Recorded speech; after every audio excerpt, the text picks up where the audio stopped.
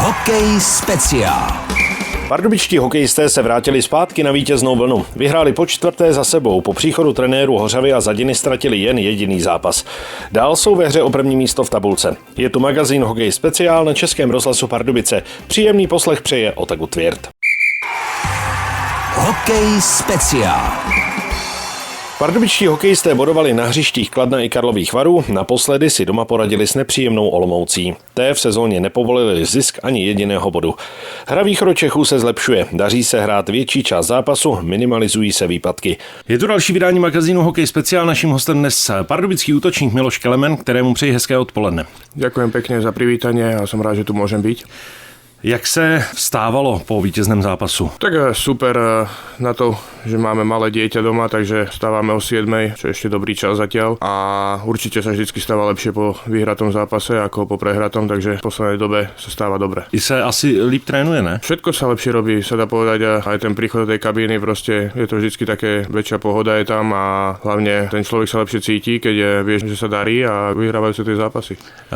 Jak moc dělá vlastně ta hlava, když se vyhrává, když se prohrává? Když se prohrává, tak se asi nechce na ten zimák, když se vyhrává, tak člověk by tam byl hned. Tak ja si myslím, že nie, že nechce sa na ten zimák, ale je to také, že ten človek to vníma, že proste niečo bolo zle v tom zápase, alebo potrebujeme niečo zmeniť. Keď sme napríklad dlhšie prehrávali a nedarilo sa nám, tak sme všetci vedeli, že sme dobrý tím a že proste musíme niečím začať, ale tá hlava robí strašne veľa, si myslím, celkovo v tom športe, ako je človek nastavený. Za mňa to je viac než 50% toho úspechu, ako je človek nastavený na tú sezónu alebo sa dá povedať, na ten jeden zápas. Vy jste to teď takzvaně odšpuntoval, v posledních kolech se vám daří cítit se díky tomu, že prostě bodujete lépe a lépe? Tak ja som to hovoril už veľakrát, že tá naša lajna mala strašne veľa príležitostí aj v zápasy, čo sme nebodovali a hrali sme veľa na puku, ale samozrejme teraz, ako nám to padá, určite hráme už dlhšie spolu, takže od nás sa to aj očakáva, ale samozrejme je tá pohoda v tej peťke tým, že vieme, že teraz je to obdobie, čo sa nám darí, ale dúfam, že to bude pokračovať, ale samozrejme nie je to nič, čo by prišlo len tak, že by zrazu sa to otočilo a pracovali sme na tom na tréningoch, vieme o sebe na tom ľade, takže si myslím, že to je ten hlavný dôvod. Jak si sedíte s parťáky, s Joachimem Kondelíkem a s Martinem Kautem? Tak výborne, ja ich poznám dlhšie, čiže my sme tie isté ročníky, síce som Slovák a oni sú z Čiech, ale hrávali sme proti sebe v reprezentáciách mládežníckych. Kauli bol v Amerike aj Kondel, takže veľmi dobre ich poznám a ja som fakt nadšený, že nás tréneri jej podržali, aj keď nám to nešlo a že im tú dôveru teraz odplácame. To je právě ta věc, ono to je asi hodně důležité zůstat pohromadě, nepanikařit, nesahat do toho třeba každý druhý zápas, ale dát tomu ten čas. Tak áno, ja som mal ten problém v Amerike, že nás tréner fakt po či vyhratom zápase alebo prehratom boli v kuse nejaké zmeny a ja osobne to nemám rád, keďže na tých hráčov každý hráč má iné videnie na tom ľade, iné vnímanie toho zápasu, takže že si musí ten hráč na to zvyknúť nejakých pár zápasov. Presne toto je to, že my fakt už na tom ľade vieme, čo môžem čakať od obidvoch a že kde by som sa mal nachádzať v tých priestoroch, ako to budú riešiť tie situácie. Takže to sme sa zohrali a si myslím, že to je vidieť. Dal jste vítězný gól proti Olomouci, jediná branka, která padla v tom zápasu, čekalo se na ní dlouho, až do 48. minuty, ty šance tam byly, ale ne to proměnit. Hodně jste se radoval, jaká je to velká euforie, když se to konečně povede prolomit? Tak ja si myslím, že bol to dôležitý gól a samozrejme vedeli sme, že ten Olomouc bráni, s nimi sú tie zápasy vždycky také o tom góle jednom a vždycky je to taká tá emócia proste, keď je to ten rozdielový gól, ako samozrejme každý gól teší, ale je to rozdiel, keď dáte gól na 5-1 alebo na 1-0, 10 minút do konca, takže určite bola to taká situácia ešte k tomu, že to všetkým skákalo a nejako sme to spracovali a zakončili, čiže tie emócie boli veľké, celé peťky a ja si myslím, že tak by to mal vyzerať, keď ten tým drží pokope. Po druhé za sebou doma 1-0, po druhé za sebou jste udrželi 0, vyhráli na 1 gól. Zápasy, které jsou asi hodně důležité, když se povedou takhle uhrát.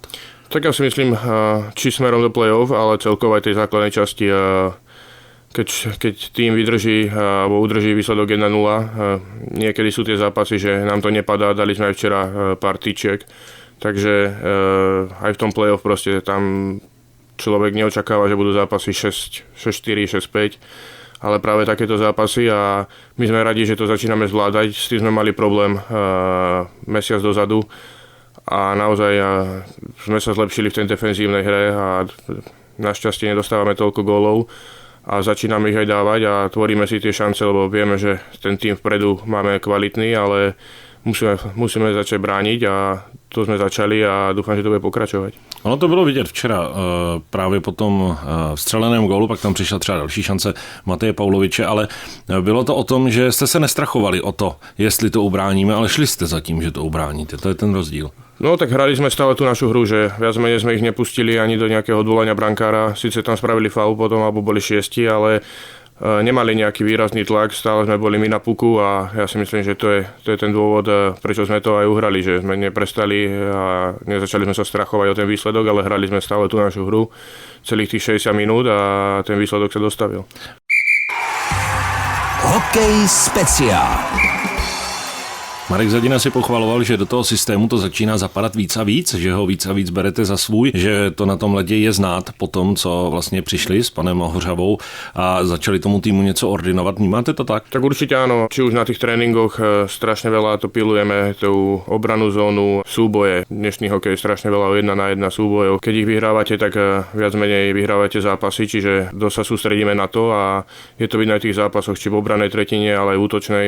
Väčšinou máme tých súbojoch navrch v posledních zápasoch a preto bereme aj tie body. Pan Hořava hodně důsledný trenér, který prostě chce něco, abyste udělali a pokud to neuděláte, tak to chce pořád a pořád a pořád, dokud to neuděláte. Tak ja si myslím, že to je správne. Máme silný tým, kvalitných hráčov, všetci hovoria o hviezdnych menách a ja si myslím, že ten tým presne potrebuje toto. Máme kľud, keď robíme to, čo chce a my vieme, sme skúsení hráči, sme profesionáli, takže vieme, že čo od nás tréner vyžaduje, tak budeme to robiť a vtedy budeme vedieť, že budeme mať s ním aj lepší vzťah a väčšiu pohodu na tých tréningoch. Takže dal do toho systém a tu jeho zarpútilo, že proste to chce hrať takto a sa dá povedať, že nám to vyhovuje.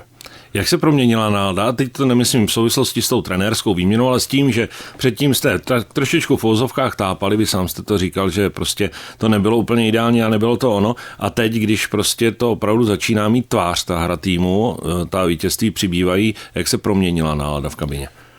Tak tá nálada bola v kuse nejaká taká dobrá, fakt je tam výborná partia a vedeli sme, že fakt celú sezónu sa nedá vyhrávať, že ten tým niekedy príde do takej krízy a my sme ju mali, ale teraz je fakt tá nálada, že proste viacej si tí hráči veríme. Je to vidno proste na tých zápasoch, hlavne v tých tesných zápasoch, ktorý sme sa triasli, fakt sme strácali výsledky v tých tretích tretinách a bavili sme sa o tom miliónkrát a proste boli to veci, ktoré ani nám nešli do hlavy, proste ako sa stali, ale stali sa. Možno, že sa z toho poučili a teraz toho ťažíme, ťažko povedať, ale určite tá pohoda je oveľa lepšia, keď sa vyhráva a keď ten tým má tú pohodu tých víťazstiev pár za sebou a ide do ďalšieho zápasu s tým, že to chce predĺžiť.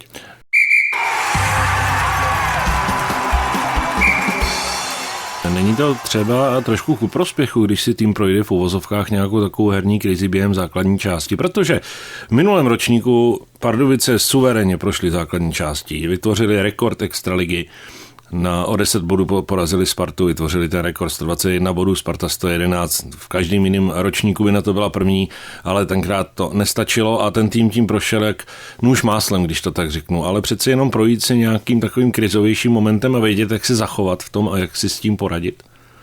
Tak to sme si povedali aj my, že stále je to lepšie ako nejaká kríza v play-off a dúfam, že ten tým ešte bude gradovať tá naša hra smerom do play-off, keďže je to za nejaký mesiac a pár týždňov to začína a samozrejme tá minulá sezóna veľa hráčov tu ostalo, takže ten tým všetci vieme, že vieme hrať hokej a sa dá povedať, že potrebujeme mať dobrý záver tej základnej časti a spraviť tú najlepšiu pozíciu pred play-off a potom sa fakt sústrediť na každý zápas, lebo tam to ide rýchlo za sebou a potrebujeme každé víťazstvo a každý zápas sa sústrediť.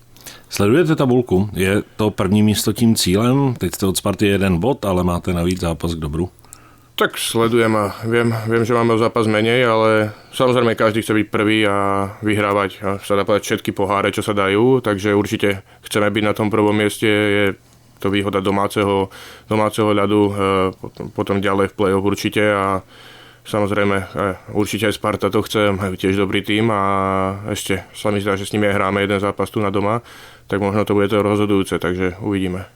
14.2. bude ten zápas se Spartou, které mimochodem máte hodně co vracet, protože ty 3 duely, ty se teda vůbec nepovedly, ať už to byl ten první zápas tady, nebo potom ta 8 tam, ale každý zápas je jiný a můžete jim to ještě vrátit.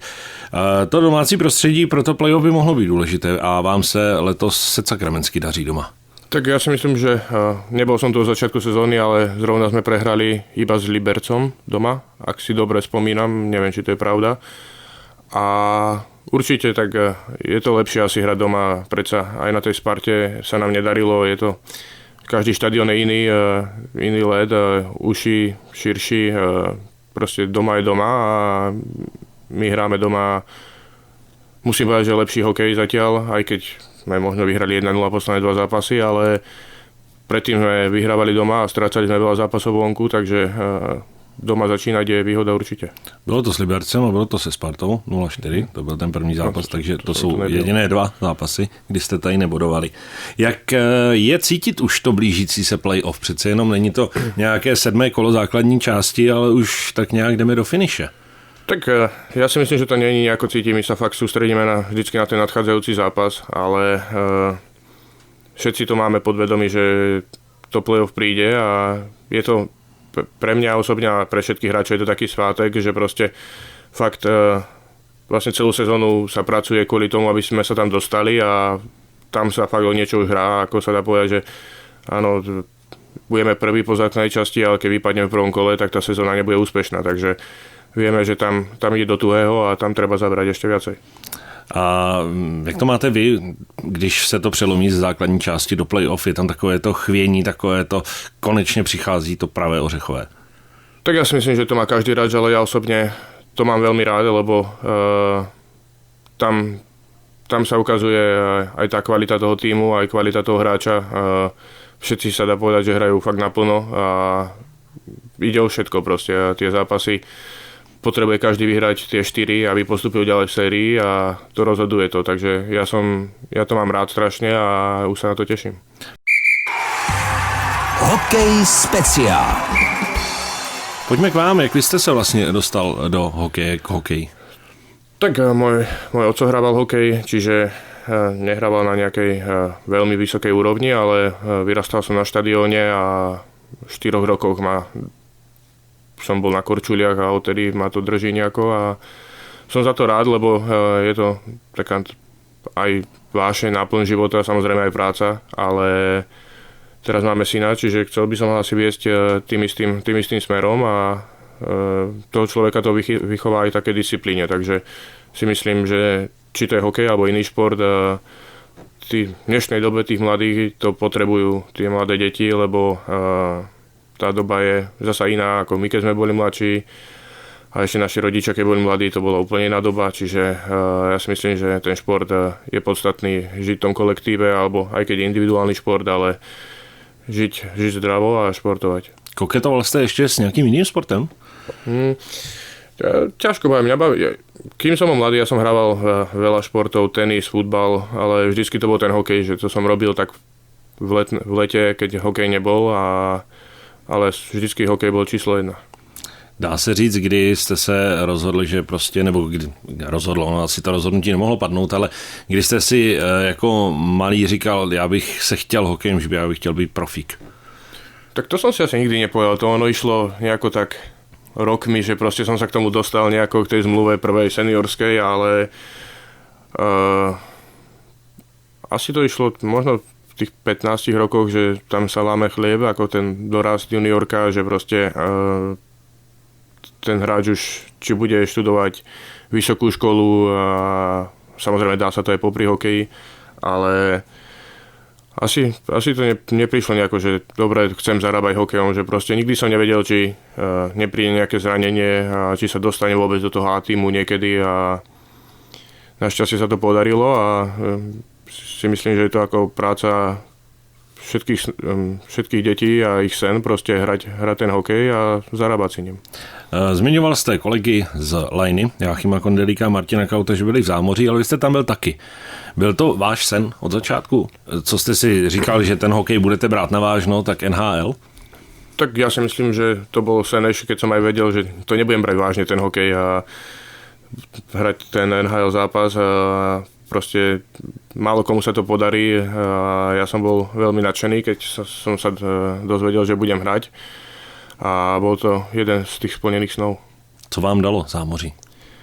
Tak ja si myslím, že aj do života veľa, strávili sme tam sa dá povedať 2 roky a nejakých pár mesiacov teraz a samozrejme videl som, ako to funguje tam, aké sú tlaky na tých hráčov, je tam presne 50-60 hráčov proste a z tých sa vybere 20, čo hrajú tu NHL a každý rok sa to mení a ja som bol v pozícii, kedy som to nemal nikdy isté, že by som mohol hrať v NHL, lebo tam príde do každej sezóny nový hráč a takže tú pracovitosť a to seba zaprenie také, že nemám nikdy nič zaručené. Dá se to vůbec srovnat s tlakem v Evropě? Tak v Európe je to úplne iné.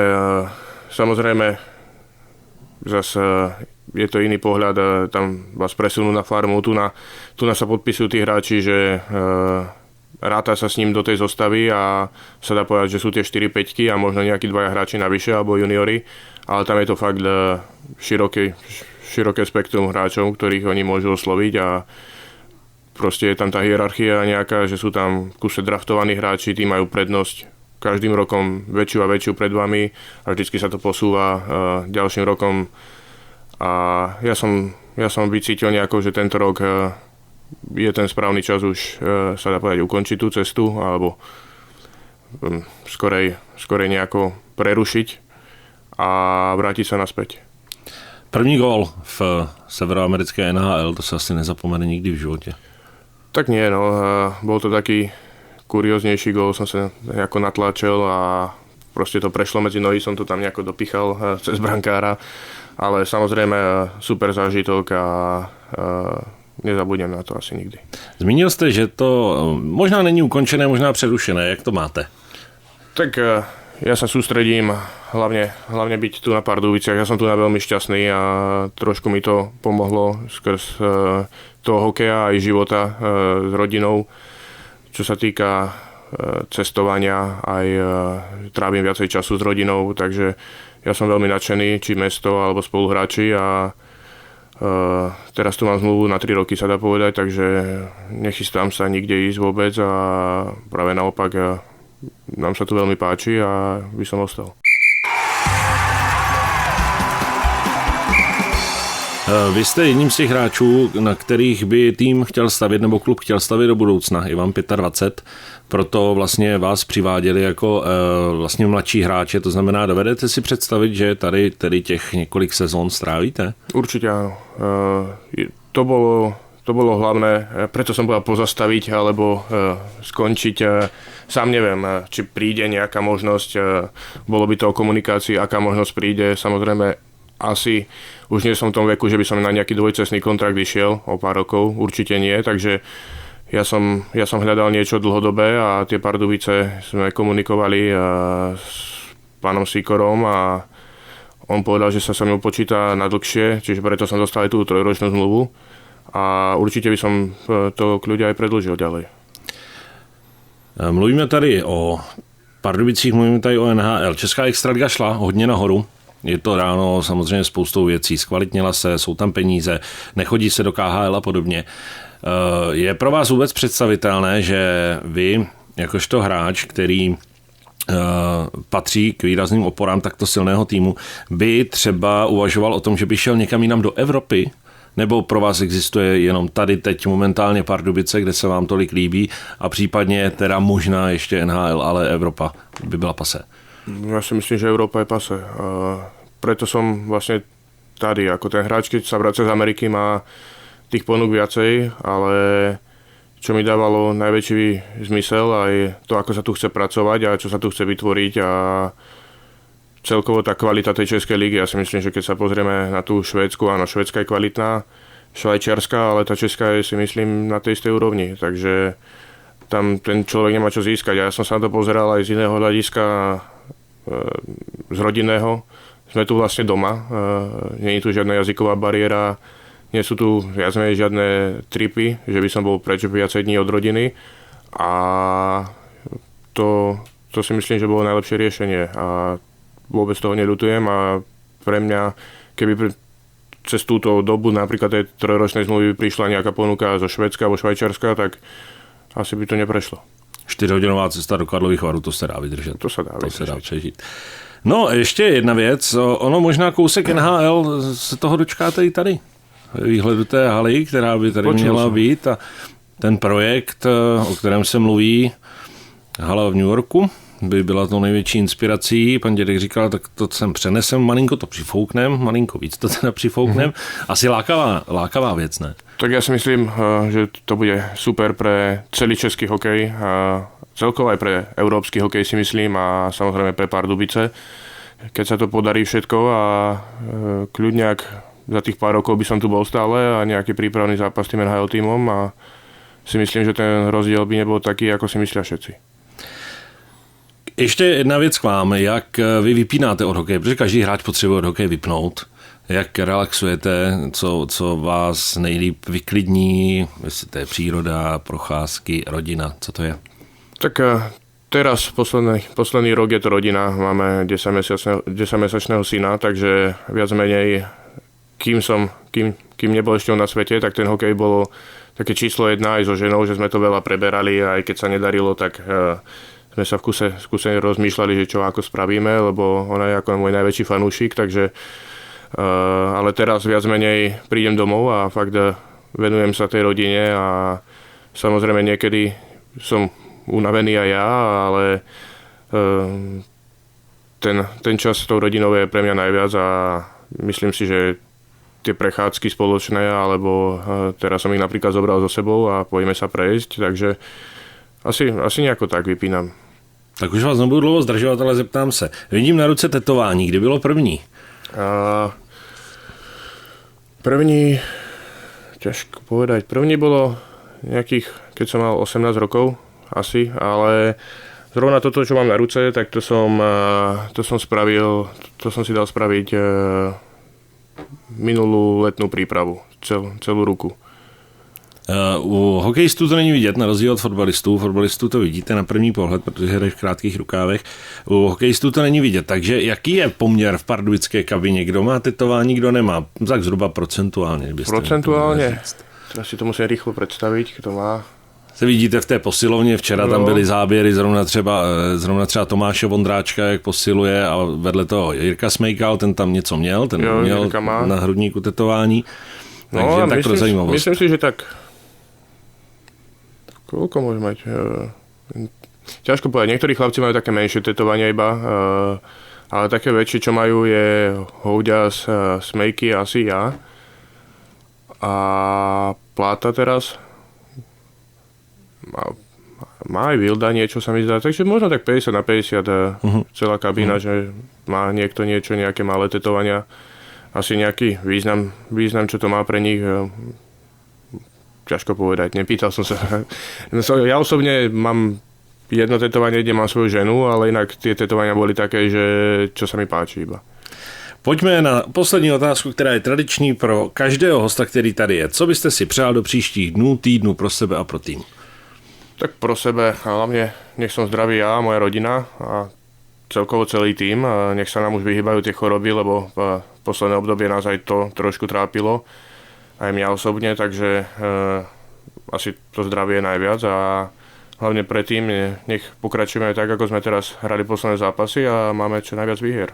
Tak to si přeje host dnešního hokeje speciál, útočník Miloš Kalemen. Děkujeme za povídání. Ať se daří vám. Ďakujem pekne.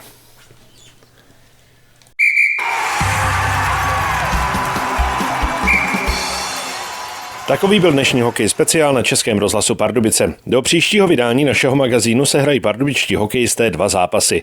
V pátek přivítají na svém ledě České Budějovice a v neděli se představí v Mladé Boleslavi. Pak bude následovat 3. reprezentační přestávka. Pro dnešek se s vámi loučí Ota Gutwirth. Hokej speciál.